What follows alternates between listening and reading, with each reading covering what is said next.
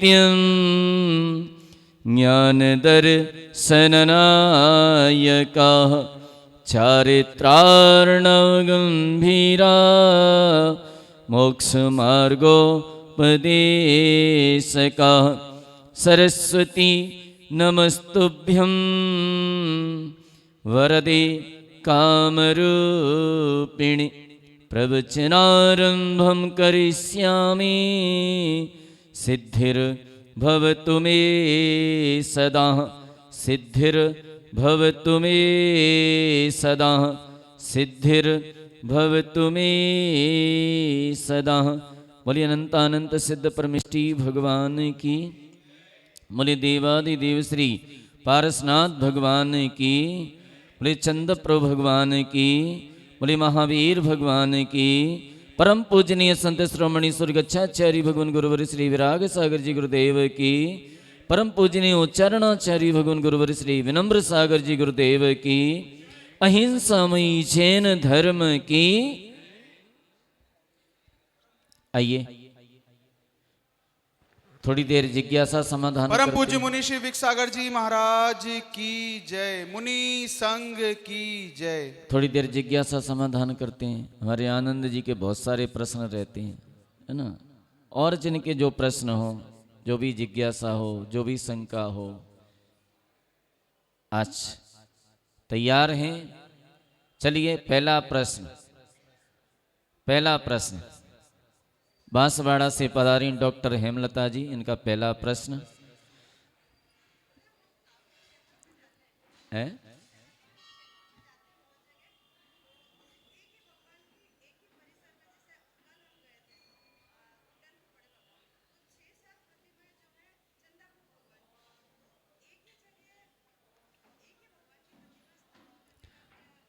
एक ही स्थान पर कई प्रतिमाएं विराजमान हो जाती हैं। एक ही स्थान पर एक ही तीर्थंकर की प्रतिमा, कई प्रतिमाएं विराजमान हो जाती हैं। ऐसा प्रश्न है आपका। देखिए, बैठ जाइए विराज। ये एक क्षेत्र होता है और जहां पर जो क्षेत्र है वहां पर कोई तीर्थंकर की प्रसिद्धि हो जाती है। जैसे कि सोनागिर है। अब सोनागिर में चंद्रप्रभु भगवान का समोसरण आया। कितनी बार आया? 17 बार समोसरण आया था। अब चंद्रप्रभु भगवान की वहां प्रसिद्धि हो गई, फिर किसी ने प्रतिमा का निर्माण करवा दिया, वो प्रतिमा अतिशयकारी हो गई। अब वहां पर कई लोगों की भावना होती है कि हम भी चंद्रप्रभु भगवान की प्रतिमा विराजमान करें। कई लोगों की भावना बन जाती हैं, तो वो लोग अपनी अपनी प्रतिमाएं वहां पर विराजमान कर देते हैं, प्रतिमाएं विराजमान कर देते हैं। दूसरा इसमें लॉजिक ये भी रहता है कि हमारी राशि, अब हमारी राशि पर कौन सी प्रतिमा आ रही है? बोले चंद्रप्रभु भगवान की आ रही है। बोले हम तो चंद्रप्रभु भगवान की प्रतिमा विराजमान करेंगे। अब कोई चाहे कुछ भी कहता रहे, बोले नहीं आदिनाथ की कर दो, अजितनाथ की कर दो, लेकिन उसकी दृष्टि कहां जाएगी? चंद्रप्रभु भगवान पर ही जाएगी। तो चंद्रप्रभु भगवान की प्रतिमा विराजमान करेगा।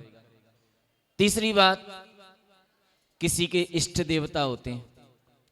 इष्ट, कोई पारसनाथ भगवान के प्रति अधिक भक्ति रखता है, कोई चंद्रप्रभु भगवान के प्रति अधिक भक्ति रखता है, कोई शांतिनाथ में अधिक भक्ति रखता है, कोई महावीर स्वामी में अधिक भक्ति रखता है। तो जिसकी जिस तीर्थंकर के अंदर भक्ति होती है वह उसी प्रतिमा को विराजमान करने का प्रयास करता है। अब आप कुछ भी कहो उससे। अभी किसी की मान लो महावीर भगवान के प्रति भक्ति है, अब महावीर भगवान की कोई प्रतिमा विराजमान करना है कहीं, तो वह व्यक्ति कुछ भी उससे कितना भी दान करवा लो, बोले नहीं भगवान महावीर की प्रतिमा तो हम ही विराजमान कर देंगे, उसकी उनके प्रति विशेष भक्ति बन जाएगी। और अभी उसे कह दिया जाए कि नहीं चंद्र प्रभु की करना है, तो उसकी उतनी भक्ति उस समय नहीं बनेगी, उतनी भक्ति उसमें नहीं उमड़ेगी। ठीक है, आप कहेंगे ठीक है बोले तीर्थंकर बराबर हैं, सभी के समान गुण हैं, हम विराजमान तो कर देंगे, लेकिन उतना मन नहीं बनेगा जितना भगवान महावीर के प्रति बनेगा। तो ये सारे लॉजिक हो जाते हैं। तो एक ही स्थान पर कई प्रतिमाएं एक ही तीर्थंकर की विराजमान हो जाती हैं। अभी हमने अंबा में पंच कल्याण करवाया, तो वहां पर जो जिनालय बना हुआ था वो भगवान महावीर के नाम से था, लेकिन जिन्होंने जमीन दी थी उस जिनालय के लिए, उनकी राशि से धर्मनाथ भगवान आ रहे थे, तो उन्होंने धर्मनाथ भगवान की मूल नायक प्रतिमा विराजमान की।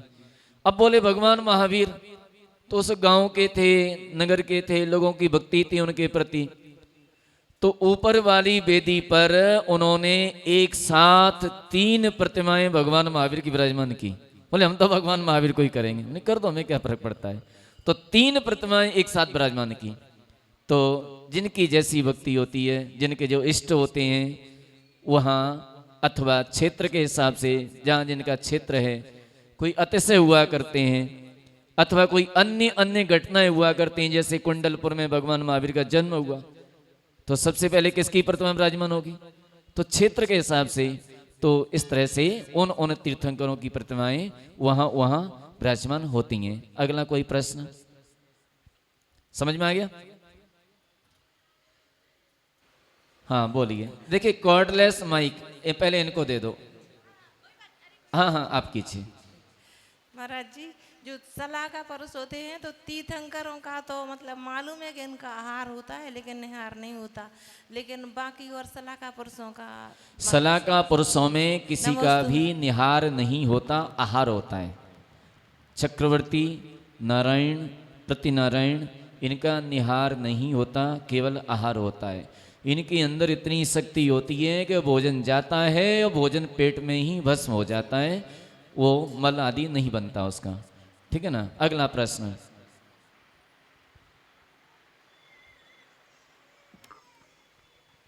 नमोस्तु गुरु। हाँ। जैसा कि हम बोलते हैं कि घर के निर्माण के बाद मतलब जो वास्तु विधान हो जाता है, उसके बाद में हमको एक खिल्ली भी नहीं ठोकनी चाहिए, तो मंदिर में प्रतिष्ठा हो जाती है, उसके बाद भी कार्य प्रगति पर रहता है, उसका दोष किसको लगता है? देखिए ब्राची, मंदिर और मकान ये कभी भी पूर्णता को प्राप्त नहीं होते।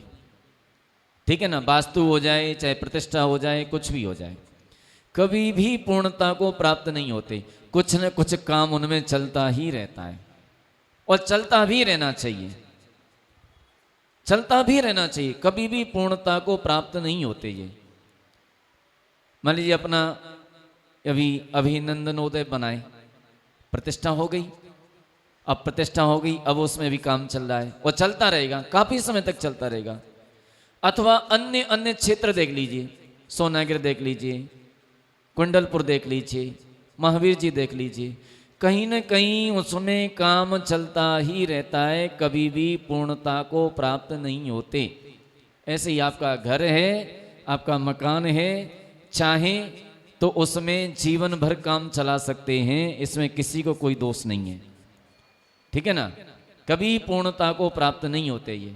मंदिर में कुछ न कुछ अधूरा रहता है, अब कि ये करो, अब कि ये करो, अब कि ये करो, इस बार ये कर दो, फिर दूसरी वेदी बना दो, फिर दूसरी वेदी बन गई, फिर इस पर शिखर बना दो, फिर शिखर बन गया, कभी कलश का नंबर आ गया, फिर इसमें पेंट सही नहीं है, फिर वेदियों को सजा दो, यानी काम चलता ही रहता है। अभी आपने एक बार देखा होगा अलवर में, अलवर में एक मंदिर है, बड़ा मंदिर, पद्म प्रभु भगवान का मंदिर है, उसमें एक जयंती परिवार है, तो जयंती परिवार की ओर से उसमें स्वर्ण कार्य कराया जा रहा है। एक मिस्त्री जो था वो मर गया, बूढ़ा होकर के काम करते करते मर गया उसमें। अब उनके बच्चे काम कर रहे हैं और बच्चे भी लगभग लगभग वृद्धावस्था की ओर हैं, लेकिन काम बंद नहीं हुआ है। कम से कम 18-20 किलो सोना उसमें लगा चुके हैं और अभी काम बंद नहीं है, लगातार उसमें चालू है, जारी है। कितने दिन चलेगा ये कोई भरोसा नहीं है, तो चलता रहता है, इसमें कहीं किसी को कोई दोष नहीं लगता है, काम चलते रहते हैं, होते रहते हैं, और कहीं कोई वास्तु हो जाए सो हो जाए, कोई दिक्कत नहीं है, चलाते रहो। ठीक है ना? अगला प्रश्न। हाँ माइक दो इनको।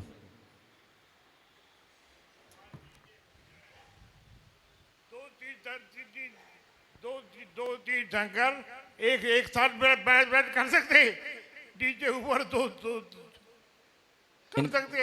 इनका समझ में आया? जरा हिंदी करके बता दो फिर। दो तीर्थंकर की मूर्ति एक ही मंदिर में नीचे ऊपर विराजमान कर सकते क्या? कर सकते हैं, कोई बात नहीं। नीचे ऊपर, तीसरी मंजिल पर, चौथी, पांचवी, कहीं भी कर सकते हैं। हाँ, एक ही तीर्थंकर। आगे बोलो, आगे अगला प्रश्न। एक ही साथ कर सकते हैं, कर सकते हैं। कर सकते। हाँ, अगला प्रश्न। क्या छोटे छोटी छोटी बातें। नमोस्तु महाराज जी। महाराज जी, हम ये कह रहे कि जैसे ये जीव को 70 कोड़ा कोड़ी सागर का, मोहिनी कर्म का 70 कोड़ा कोड़ी सागर का बंद होता है, तो उस जीव की ये आयु कहाँ निकलती है और उसको कहाँ क्या कष्ट होता है? देखो, इनका प्रश्न बहुत अच्छा है। ब्राजो, ऐसे प्रश्न होना चाहिए। ब्राजो, हम बताते हैं। मोहिनी कर्म का बंद कितना होता है? उत्कृष्ट कितना होता है? 70 कोड़ा कोड़ी सागर का होता है। ठीक है ना? इतना ही होता है ना? उत्कृष्ट बंद होता है। और जघन्य बंद कितना होता है? मोहिनी कर्म का जघन्य बंद कितना है? जघन्य बंद अंतर्मूर्त का होता है। वो 10वें गुण स्थान में होता है, 9वें गुण स्थान में होता है। 10वें में नहीं, 9वें में होता है। ठीक है ना?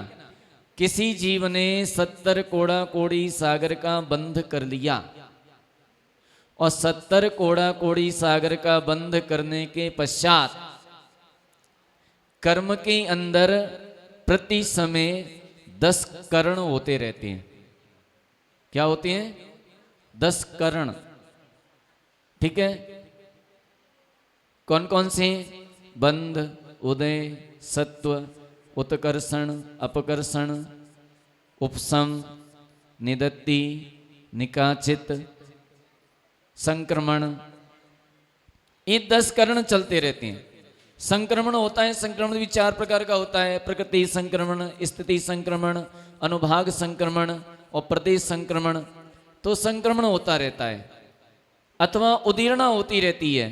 तो इस तरह से जिस जीव ने मोहिनी कर्म का 70 कोड़ा कोड़ी सागर का बंद किया है, वह 70 कोड़ा कोड़ी पूरा उदय में नहीं आता कभी।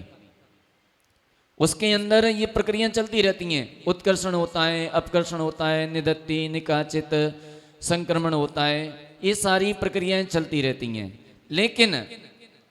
लेकिन हम संसार में कब से हैं?